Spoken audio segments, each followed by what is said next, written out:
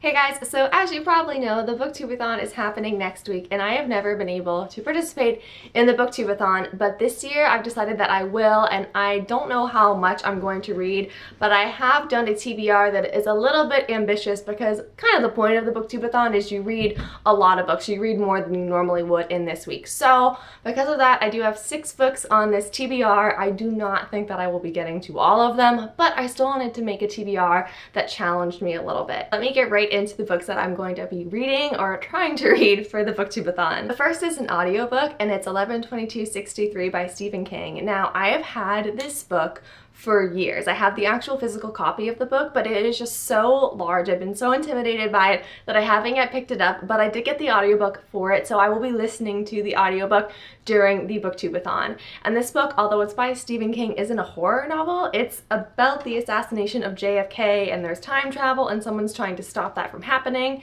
I don't really know much about it. I've just heard it's amazing, so I will be listening to the audiobook. Next, I will be reading the 3rd book in the Off-Campus series by Elle Kennedy, and this book meets the categories in the BookTube-A-Thon, the challenges, if you will, for a person on the cover, and also it's a book I think I will be able to read in one day, so I'm gonna kind of be able to do 2 challenges with this one book, and I've been looking forward to reading it, especially since I finished the other book earlier this month, or it was last month. It was a little bit ago, but I did finish the 2nd book in the series, and I've loved these books so far, so I really need to read the 3rd one, and I will be doing that next week. Next, I will be reading Everything by Nicola Yoon. This book meets quite a few categories, so 1, it's a hyped book. 2, it's a book that I'm reading because of the cover, because I absolutely love the simplistic cover, the white backdrop, and the flowers behind the everything. And 3, the main character is not like me because I have no allergies, and apparently this girl's allergic to everything. So I will be reading that book next week, or at least trying to. Next, I will be getting The Problem with Forever by J.L. Armentrout. This is a contemporary book. I also love it because of the cover.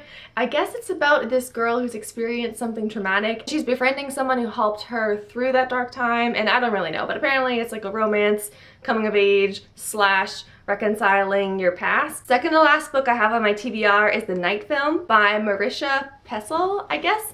I think this is about this young girl who is killed and they rule it out as a suicide. Her father is like a horror movie director, and there's been a lot of tragedy in this family. I've just heard some really great things about this book, and I've wanted to read it, so it's a hyped book and it has a person on the cover. I'm gonna read it, or at least get to it hopefully soon. And my final book for the BookTube-A-Thon is one that I am just so excited about because it meets like pretty much all of the categories. It is none other than Harry Potter and the Philosopher's Stone by J.K. Rowling. I've been wanting to reread the Harry Potter books. I mentioned that in my bookish resolutions video, and I actually bought this book specifically because of the edition and the cover. I bought it when I went to London. Let's just list off the challenges that this book meets. 1, it's a hyped book. I mean, Harry Potter is one of the most hyped books, I'm pretty sure. 2, it has people on the cover. It actually has 5 people on the cover, so that knocks out that challenge. 3, I'll definitely be able to read this in one day, most likely in one sitting. 4, the characters are completely different from me because I am a muggle